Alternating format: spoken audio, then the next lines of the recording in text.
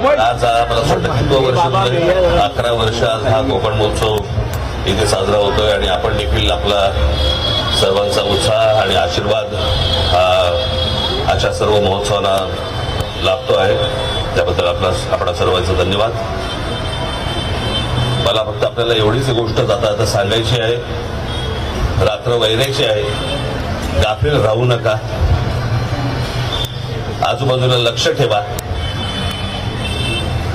ज्या प्रकारचं आता राजकारण सुरू आहे आणि मुंबईवरती ज्या प्रकारचा डोळा आहे, ज्या प्रकारचं राजकारण आता ज्या प्रकारे हे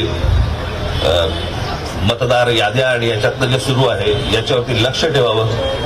आपल्या आजूबाजूला कोण मतदार खरे आहेत खोटे आहेत याच्यावर देखील तुमचं लक्ष असणं गरजेचं आहे, आवश्यक आहे. मी आपल्याला एकच गोष्ट सांगतो की मराठी माणसासाठी म्हणून ही येणारी मुंबई महानगरपालिकेची निवडणूक ही शेवटची महानगरपालिकेची निवडणूक असेल.